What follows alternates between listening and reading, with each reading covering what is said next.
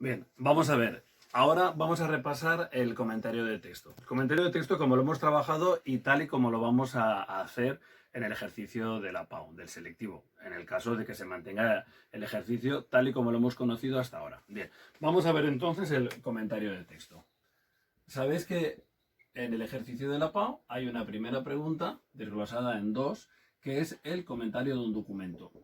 Básicamente ese documento va a ser un texto escrito, aunque sabíamos de la posibilidad de algunos otros tipos de documentos, como gráficas, por ejemplo, mapas o fotografías.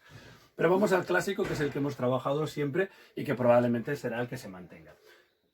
La primera y la segunda pregunta, voy a leeros literalmente cuál es el enunciado. En la primera pregunta, describa el tipo de fuentes utilizadas, esa pregunta vale un punto, y la segunda, identifique las ideas principales de los textos, situándolos brevemente en su contexto histórico y en el núcleo temático correspondiente. Y esta pregunta vale 2,5 puntos. Os recuerdo que esto es 1/3 de la nota. Bien, veamos entonces la primera de las preguntas, aquella en la que tenemos que describir las características del texto. En primer lugar, recordar que trabajamos una especie de ficha para que no se nos olvidase. Lo primero que hacemos es localizar el documento, es decir, decimos que normalmente es un fragmento, ese fragmento es de un texto, aquí ya podemos decir el tipo de documento que es. Puede ser un discurso, puede ser un articulado de una constitución, puede ser una ley, un tratado de paz, cualquier tipo de documento escrito. Decimos quién es el autor, la fecha y el lugar en el que se realizó o se publicó. Ya sabéis que en esto podemos encontrar algunas variedades. La mayor parte de esta información la tenemos siempre al pie del documento, es decir, lo que necesitamos es saber leer, poco más. Una vez tenemos localizado el tipo de documento, decimos que es una fuente. Y aquí viene el primero de los problemas, que es importante porque si equivocamos este punto, probablemente hemos perdido todo el primer ejercicio, el primer punto. Bien, la fuente primaria es una fuente histórica. Y la fuente secundaria es una fuente historiográfica.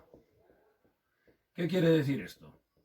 La fuente histórica es todo documento original, es decir, un documento de la época que estamos tratando y que nos ayuda a conocer mejor los hechos. La fuente historiográfica es el trabajo de un historiador, es decir, es un libro de historia, es un libro de texto, es un señor o una señora que habla de lo que ocurrió tiempo atrás. ¿De acuerdo? La mayor parte de los ejercicios y de los documentos que trabajamos son siempre fuentes primarias. Bien, una vez hemos localizado ya la fuente primaria o la fuente secundaria, vamos a pensar que es una fuente primaria, pasamos a ver la naturaleza del texto. La naturaleza del texto, nosotros trabajamos 3 variables. Una, la histórico-circunstancial. Prácticamente todos los documentos son histórico-circunstanciales, porque son documentos que responden a una circunstancia temporal, a un momento en el tiempo, a un acontecimiento histórico. Si se trata de una ley, una constitución, un texto que ha sido escrito por el gobierno para imponer algún tipo de normativa, un tipo de acuerdo, estamos hablando de un texto histórico-jurídico. Y cuando nos encontremos con unas memorias, con una carta, quizá un artículo de prensa, entonces podemos hablar de histórico literario. En muchas ocasiones, sabéis que lo hemos comentado en clase, un mismo documento puede tener más de una naturaleza. A continuación, el contenido. Básicamente el contenido del 99% de los textos que trabajamos es político, porque nosotros hablamos sobre todo de el desarrollo y la evolución política de España en la edad contemporánea. Bien, decimos que básicamente el contenido va a ser político, aunque podemos encontrar otros contenidos, económico, social, que es uno que os gusta mucho poner en los exámenes, pero ya os digo, cualquiera de los contenidos que decidamos poner o explicar, tenemos que argumentarlo brevemente, siempre brevemente. A continuación hablamos del autor. Retomamos el autor, que ya lo vimos al principio, y ahora hacemos una breve semblanza de ese autor. A ver, cuando digo una breve semblanza me refiero a que es un autor conocido. ¿Cuáles son los autores conocidos? Los autores conocidos son políticos o reyes, militares que se hayan visto en clase. Por ejemplo, Cánovas, por ejemplo, Fernando VII, Alfonso XIII, Primo de Rivera, José Antonio Primo de Rivera, Práxedes Mateo Sagasta o Carlos María Isidro. Pero si aparece un señor que se llama Argüelles o un discurso de un diputado diputado, hay tantísimos en la historia de España, pues simplemente pondríamos el autor es un diputado de las Cortes de Cádiz. Poco más, poco más. Ahora, si es Carlos IV, pues sí que diremos que es un rey de la dinastía de Borbón, que gobernó en un periodo determinado, que marca el inicio del final del antiguo régimen en España. En fin, 4 o 5 líneas, 2, 3, según consideréis, y siempre relacionado con digamos, la importancia del personaje. Situado el autor, es importante saber a quién va destinado ese documento. Sería el destinatario. Vamos a pensar, por ejemplo, que es un discurso de Cánovas en las Cortes. El destinatario serán los diputados que se encuentran en las Cortes españolas y, por extensión, puesto que la mayoría de discursos al final aparecen reflejados en los diarios de la época, pues por extensión sería la nación española.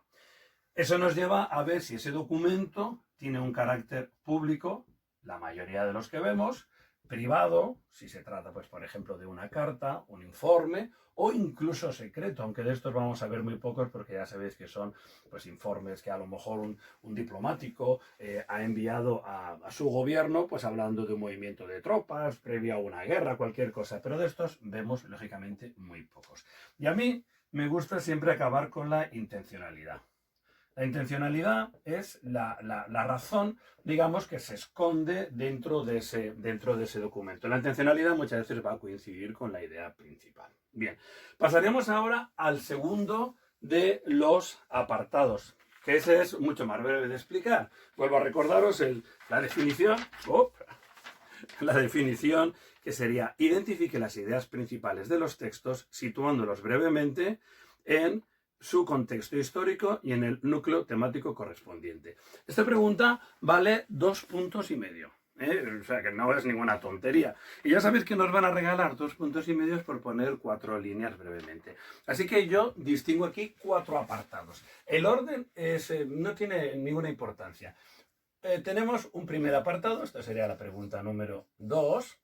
Un primer apartado que sería el contexto, es decir, en qué momento histórico ponemos este documento. Es decir, ¿a qué se refiere? Por ejemplo, estamos ahora viendo la crisis de la Restauración. Muy bien, pues entonces responde a la crisis de la Restauración, que es el periodo que iría entre 1874-75 hasta 1931 o hasta 1902 o hasta 1785, según la etapa que cojamos, sea el reinado de Alfonso XII, sea el reinado o la regencia de su viuda María Cristina, o sea ya el reinado de Alfonso XIII, es decir, es situarlo en el tiempo.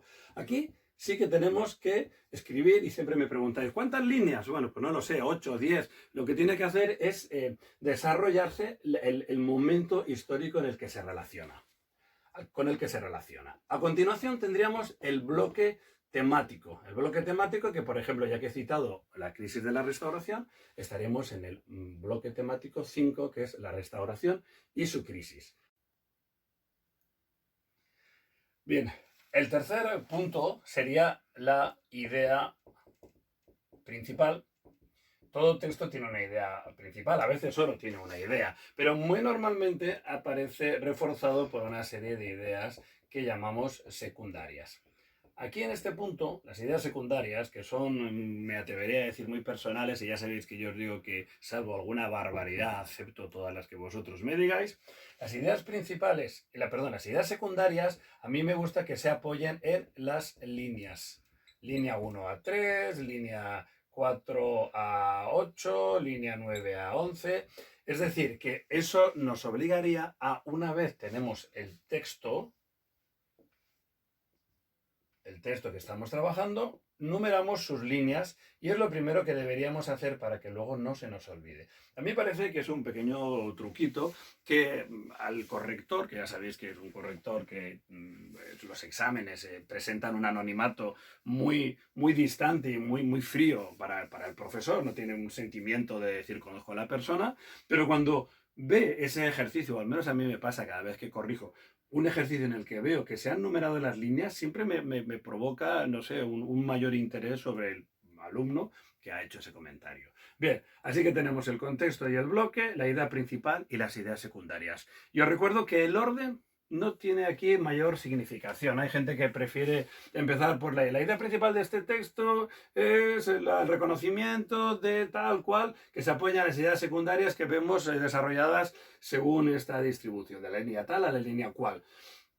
Este texto se inscribe en el periodo histórico de la Restauración y corresponde al bloque temático número 5. O a lo mejor prefiero decir el bloque temático número 5, cuyo contexto es tal, y luego tenemos finalmente la idea principal y las ideas secundarias. Es decir, como veis, son intercambiables este orden. No así esta primera parte en la que también permite alguna flexibilidad, pero yo creo que es mejor mantener una cierta rigidez por una cuestión muy clara que se ha hecho en clase. Que tengamos metido en la cabeza siempre la estructura fija para que no tengamos que perder demasiado tiempo en pensar cuál es el orden, sino en pensar simplemente cuál es el verdadero significado o la respuesta a cada uno de estos apartados. Y lo último que digo, ya este es mi consejo que hago siempre y que no todos me aceptáis, y es, en un examen de selectivo en el que hay dos textos, que se han de hacer obligatoriamente los dos, en el que hay dos preguntas sobre los textos, una pregunta de vocabulario y dos preguntas de desarrollo,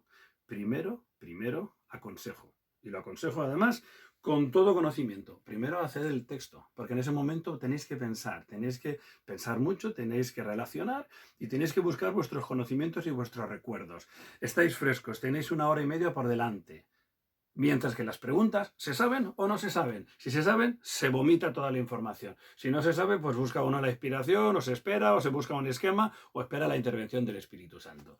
Pero si nos quedan 10 minutos o 15 minutos y el corrector o los profesores vocales que están ahí empiezan a decir, señores, les quedan 10 minutos y todavía nos queda todo esto, se puede entrar en pánico. Y sabéis que un texto se puede hacer perfectamente en 15 o 20 minutos. Pero si son los últimos 15 o 20 minutos que os quedan del examen, la situación cambia. Bien, pues nada, espero que sirva esto de ayuda y nos vemos pronto. Un saludo.